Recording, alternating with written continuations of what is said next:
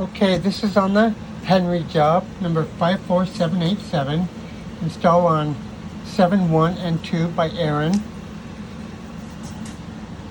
So this is carrier equipment, a fan coil with the heat pump, prestige thermostat. So if you come in the house, this is on the second floor, so it's unit number 213. Come in the front door and we have a laundry room here. So they're going to get a stackable washer and dryer here. And so we're going to put our fan unit right here. So we're going to have to move this dryer vent to wherever we can get it over here. And I don't know where yet. I stuck my hand in there and it goes in and goes up. So I'm thinking, well, we start with this. There's a fan coil up in the ceiling. So we're going to remove this fan coil. And the plumber will be here the same day you are to deal with the water and we get that to the water coil, to the the water to the water heater like it should be. But yeah, you'll remove this. I'm giving you a new 4x4 box for the power.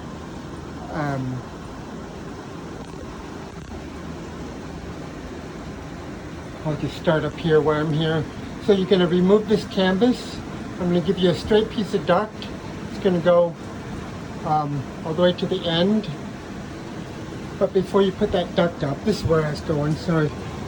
You're going to have to, when this is out, the fan unit's out, you're going to have to cut out the wall. And you probably have to patch it because this is return air. But you need to find the dryer vent back here and tap onto it and run it down where it should be. I'll give you a dryer box, use it if you can.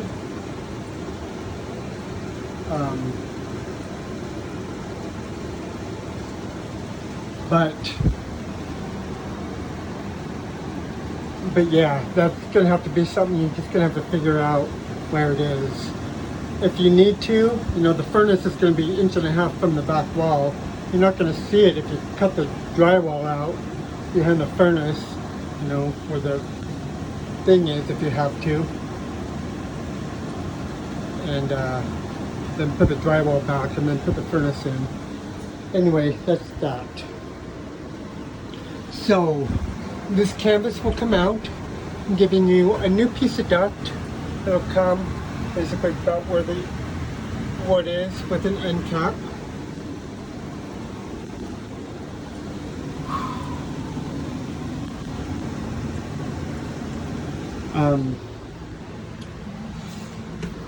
And that is right here. That's a side view. So front view here. And this whole top is all return air. So once you get that done, I'm going to put a piece of metal on the bottom. This whole thing, I'm going to make a 24 gauge metal. I'm going to give you some 22 gauge angle to put notch and put across for stability, but you're going to have to put them where your duct is not going. Of course. So anyway, I designed this a different way first and it didn't work, so I had to, this is the only option available in this design that would work with the space allotted.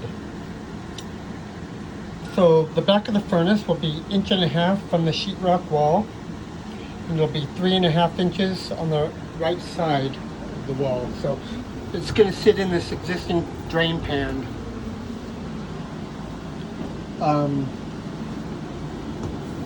It's kind of beveled in the middle.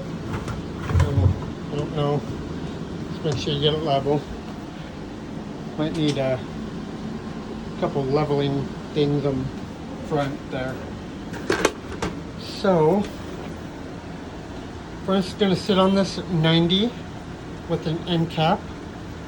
A filter right here. I made the base, oh shoot. I think I measured for that to be 18 instead of 21. I'll have to check that. I better have measured that. Anyway, 7-inch white filter box, that piece. This little 3-inch piece, 6-inch canvas. So I'll have them cut 1 inch off each side. That's the starting collar. Bottom will come up. And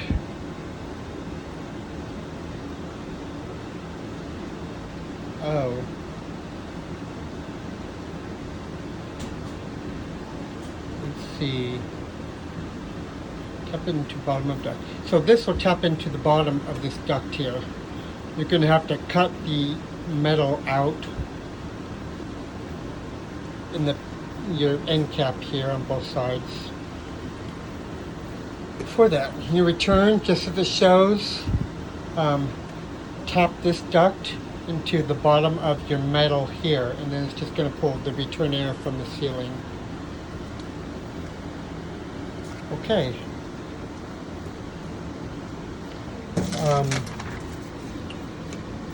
Next, combustion air, not applicable. Vent, not applicable. Gas, not applicable. So I told you move the dryer vent already as needed. That's the stuff I gave you for it. AC, I'll go over in a minute. Drain. So we're not going to install a pump because there is a floor drain right there. Our unit, I gotta recheck my measurement again because I just thought of something, but I believe our unit comes to right here. Well, it does. So we're going to have 1.5 inches from the edge of our unit to the edge of the washer and dryer. If they come 27 inches, which is what I googled.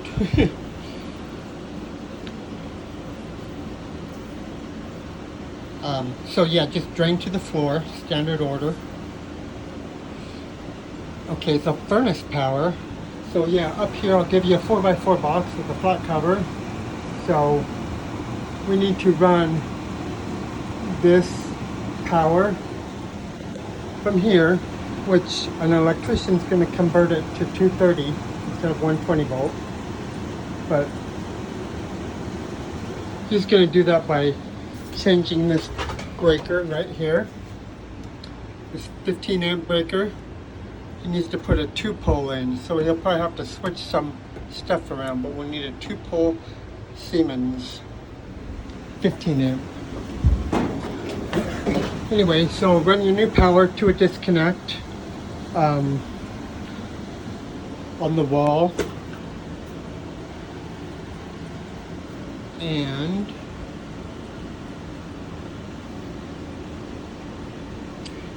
the existing 30 amp breaker for the AC is okay, so he won't be dealing with that.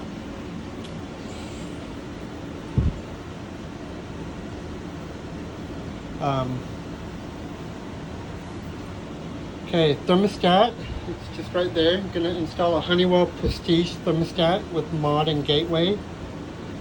You will have a plumber here the first day to deal with the water stuff.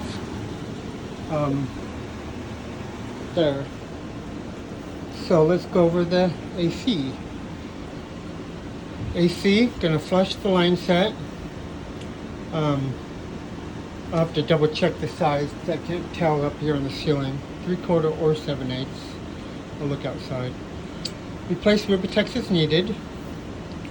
Don't block the disconnect, but set unit on existing pad. Reuse disconnect, existing 30 amp breakers okay. So let's go outside. I'll be right back.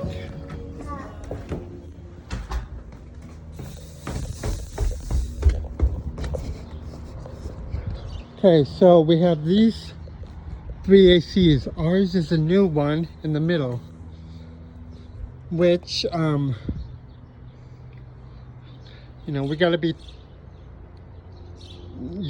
when you set your unit, you're going to have to put it all the way to the front. So we have clearance from the disconnect. But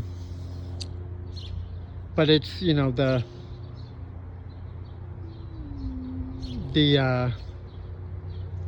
Mitsubishi style AC unit. It's not square, so it's going to be blowing out that way, so it'll work. Oh yeah, so these disconnect. Of course, run a new whip. Oh yeah, so that is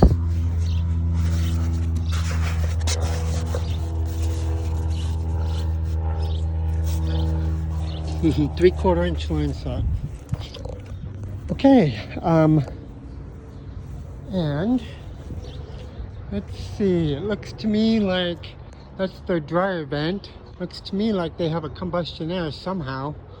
I don't even know what that is, but